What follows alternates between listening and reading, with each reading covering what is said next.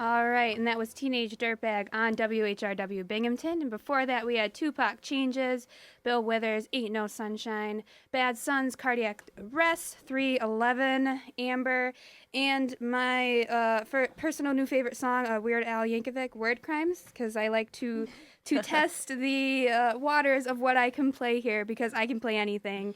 And so, yeah, here we go. Okay, so I'm super excited because I have two awesome ladies in the studio with me today checking out stuff.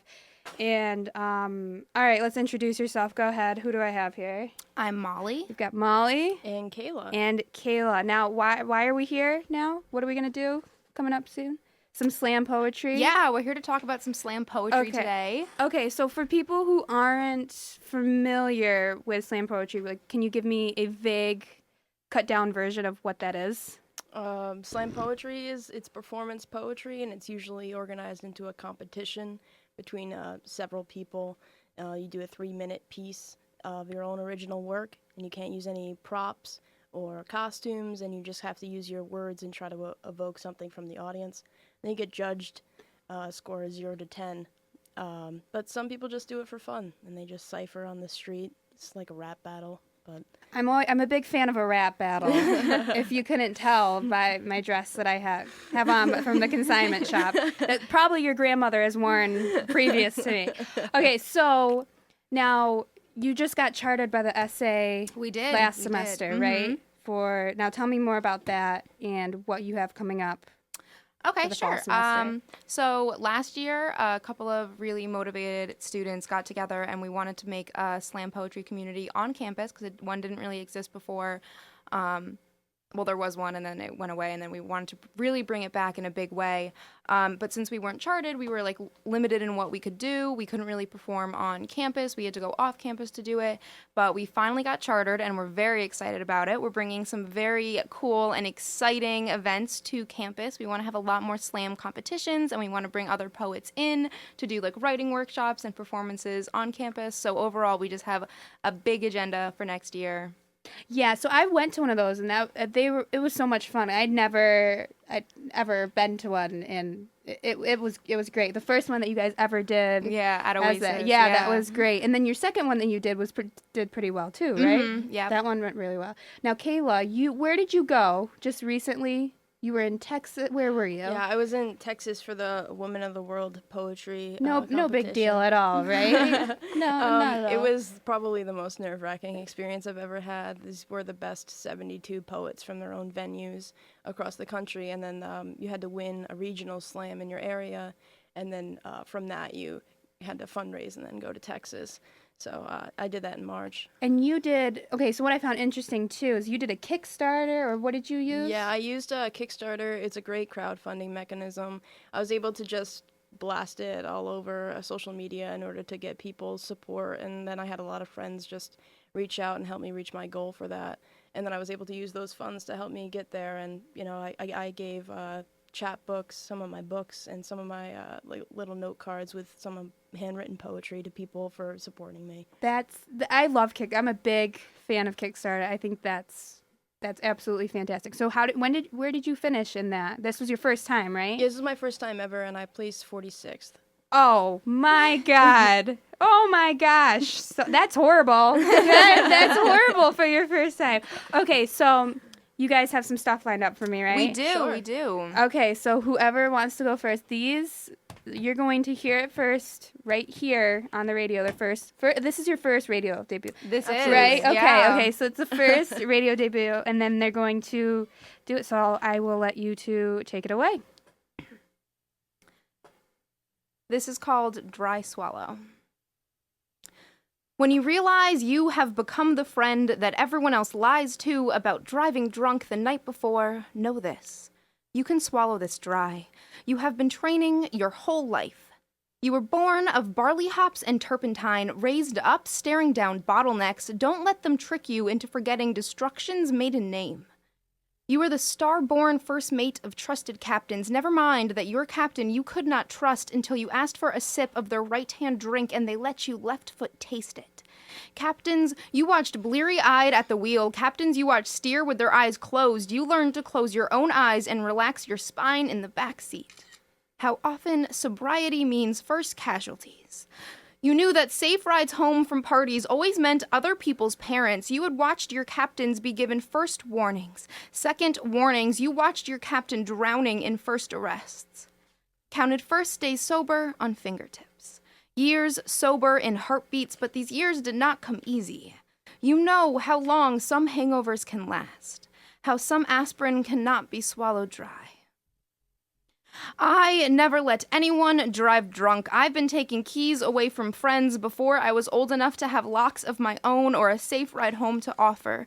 But I knew that white flag walking was better than having to offer courtroom apologies. I never let anyone drive drunk. And then, after you, I never had to take keys away from your friends again. Your cautionary taillights saved them. You wide-eyed, wide-smiled boy who once taught me to swallow things dry using mini M&Ms on smooth plastic tabletops under fluorescent lighting. I know exactly how the passenger in the other car felt, wishing they could build white flags out of barley hops and turpentine to lay them out at your funeral, to unfold them gently against your mother's black dress. My high school English teacher always assigned The Great Gatsby right before prom, meant to dissuade students from driving drunk.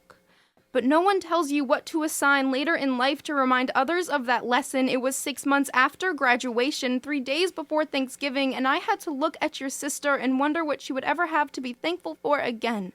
So no, I did not mind when I found out that years later I had become the friend that everyone else lies to about driving drunk the night before. Some things just get easier to swallow dry.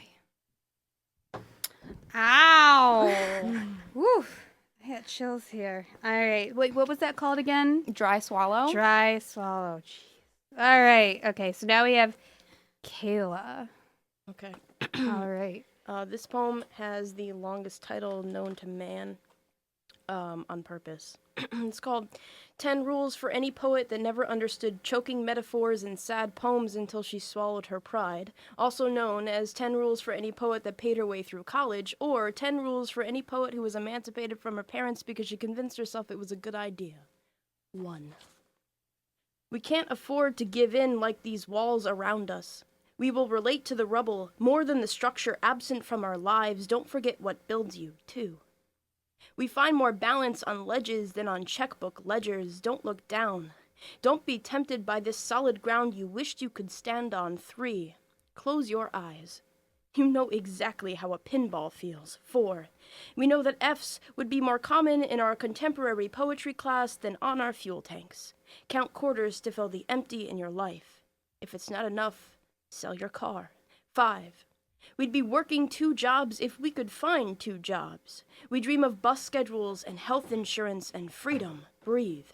Pouring rain and road work and dead ends is our poetry. 6. Cringe. When someone throws out an empty bottle. Show her you're a crazy environmentalist and you can't stand when people don't recycle, then wait. When she walks away, take it out of the trash. It is now 5 cents that you didn't have. Breathe, reread, repeat. 7. Pride is not sold in a vending machine, or at a laundromat, or at a bottle return, or in the eyes of the cashier you just handed pennies to. Smile. Roll back your shoulders. 8. Don't cry. Tears are expensive to clean up. 9. Don't try to stop the tears. Smile. Brush off someone else's. It could always be worse. Swallow. Grin and bear it.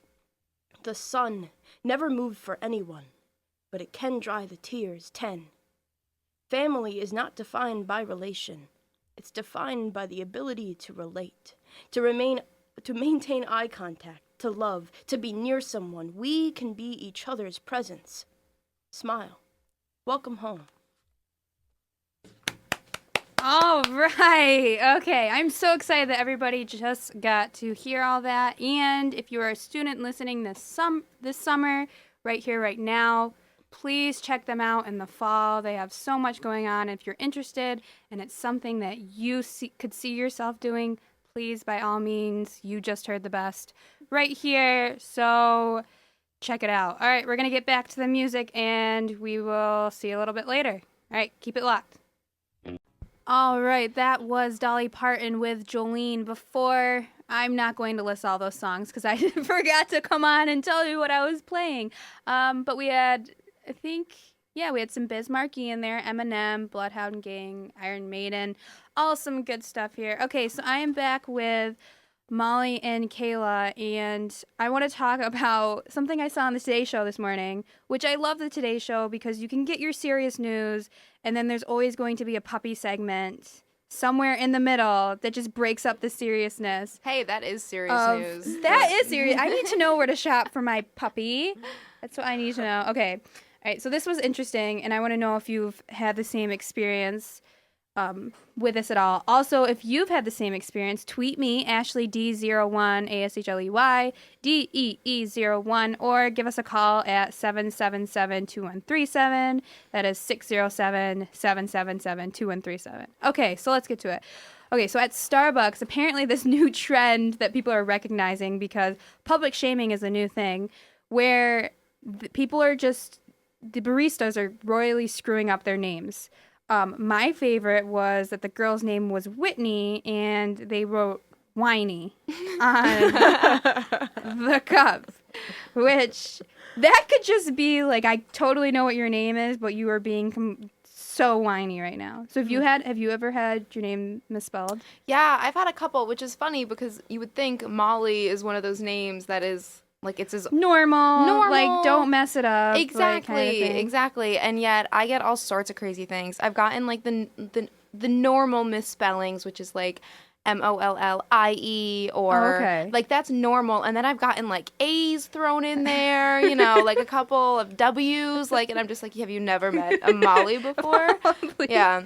What, Kayla, have you gotten anything? Not at Starbucks, but often if people forget to ask my name, they'll just write a describing quality about you me on the receipt, and then when it comes, I look at the receipt and it says, "Girl with the face." Girl with the dreads tanked up. Girl just that's people get into some big trouble though, like when they write that when they're like old lady in the corner, like something like derogatory or something, like a Taco Bell worker got in trouble. That's just stupid. Like what are you doing when you do that? I mean, yesterday we went to Starbucks and I had a friend who was working there, and so my name was spelled correctly and it was a heart. And both me and my friend knew the girl, but she didn't get a heart on hers. Oh, I know, right? I'm 24 years old, and those are the things that we care about when we go walk into a Starbucks. Mm-hmm. So hearts for all. That's a true equality. It is. Hearts for all. It is. Well, I get the two, like Ashley, like double I. Yeah. I'm sorry. Maybe because my name is spelled so normally, like vanilla. But, I don't understand, like, the two I's. It just seems like a stripper named Ashley would have two eyes after it. It's true. If you're a stripper named Ashley with two eyes, I'm sorry, do your thing. But whatever. Or I'll get like totally not my name, right? Like say Ashley and you'll come back Brittany. And it'll be like your drink. Yeah. And your stuff. They've renamed you. You look more like a Brittany than you did an Ashley. Yeah. So that is now your name. Yeah. But have you ever done this? Has somebody ever told you their name? Like when you ask their name and you've asked it 3 times, right? And you didn't hear it. And you can't ask but that you fourth time. You hit the 3 times and you're like, if they don't say it clearly, like I'm not going to know what their name is. And have you ever had to like stammer? Like I'll do it like this. I was trying to do something and they told me their name and I had to call up and I just mumbled. Oh yeah. Like when you call in like the static, it's just like oh, and he's hello. like, I'm here. Yeah, that's me. You got me at a good time. Yep. Like great. I actually awesome. I've done that. I go to one venue. I go every single week. And the one guy, he came up to me once and told me his name. And then he started sharing one of his poems with me, but I didn't catch his name. And so every week he'll come to me and we have this very intimate talk about sharing poems, and I still don't know his name. So I keep trying to bring people with me. And you're like best buddies now, right? I know. And I can't ask. I forgot your name now that we've been. It's been weeks. And then he's like, listen, Kayla. Yeah. That's what he would do. He would like of course. address you by your full name. Exactly. And be like, I know the color of your eyes. I thought we were good friends. No, that's what you gotta. That's why you gotta have backup. You just gotta bring someone new and be like, "This is my friend," and then be like, "Hi." Have you met my friend Ted? Yeah, Exactly. exactly. Yeah, and then you just have to have the friend introduce themselves, and hopefully they get a name and response. And it's okay for the new person to ask for clarification. Right, I That's what you know. gotta do. I know. But okay, so what's the backup if that doesn't happen though? Do you know what I'm saying? Oh, yeah. What is like? Can you wear this name tag? Like, we're all wearing name tags today. Yeah. It's a new thing. I've tried to come up with different scenarios, some different alternatives. Like, we have an open mic sign-up list, and I said, "Oh, are you gonna share your poems tonight?" See if he would go write his name on the list. Do you want to sign up? And what if he goes? Well, you can sign it. Put Yeah, my well, name down my for name him. down. Why Yeah. don't you Put sign my us name both up? down. Oh boy. While you're putting your info down, just Yeah. sign me up, and Yeah. I'll be like, Yeah. well, I don't know your email. I can't write. I cramped up under the pressure of what I've devised is like a system to be like completely bashful of it and like purposely name them the wrong name. Like, oh, this is like if the guy's name was Todd, I'd be like, oh yeah, this is Jim, and be like my name's not Jim. Be like, oh, you remind me of Jim. Oh, there you go. Yeah. Okay. And do that because Yeah. I know people. So know enough people It for would- that to happen. I think it would be worse if you said, "Oh, this is my friend Ted," and then he says, "Oh, my name's not Ted," and then he doesn't say. See, that's what I'm saying. You have to be prepared for every cornerstone of what could possibly happen. Like you could be digging yourself in a huge hole right Yeah. My name's John. Nope. No. My name's not John. now. You want to try again? We've only seen each other every single week. Yeah. Oh, that's horrible. I guess Yeah. that's the saving grace of social media, though, because you could always be like, "Oh, Yeah, you as soon should as they add you. me." Right. Yeah. And Facebook is good too, as well. But perfect. Twitter's bad because you never know what their handle is. I have no Yeah. idea who you are. Yeah. Now, now baby fat or like skinny mini 2214 Exactly. is now following me. Yeah. And I've seen her. I have no idea what her name is. Yeah, that's true. And she shares her gym posts every 5 seconds. Yeah, so Yep. you got to avoid the Twitter, the Tumblr. You just got to Just get straight up LinkedIn, Facebook. Facebook. LinkedIn is the best one because Oh yeah. on Facebook sometimes people use their middle names Nicknames, or yeah. nicknames so that people Right. can't find them for job searches, and then all of a sudden whatever. But LinkedIn, Is you're that right. why That's the people best do one. it? That's why people do it. But Yeah. once you put it out there, it's like Vegas. Well, Yeah. it's not like Vegas. That's what I meant to say. It's not like Vegas. Right. Nothing That's- stays there. Nothing. It's all over. Yeah. You delete it. It's in the cloud. Nobody understands the cloud. Right. It's a real thing. Whatever. Okay. We're done here because I have no idea what I'm saying anymore. All right. We're going to get back to the music. We've got some old Train, vintage Train. Ooh, old school. Meet Very nice. Virginia coming up. That's Oh like- my God. I know. It's one of my favorite Third songs. grade jam So right there there. it is. That's some good stuff. Oh yeah. We've got Phil Collins. Oh, I'm going to play Jolene again, but by the White Stripes. We're gonna play Okay. that. And Awesome. Molly just told me that the Mumford and Sons. Mumford did and version Sons. of it. Yeah, they have a live version of it with what's that girl's name? Laura. She performs with them or whatever. Yeah, they have a live version of it that's amazing. It's fantastic. So we're gonna look that up too, and then it'll just be like Jolene cover time. yeah. For the rest of Jolene my hour. set. Jolene hour with Jolene. Yeah, I'm That- into there it. we go. Very nice. There we are. Okay.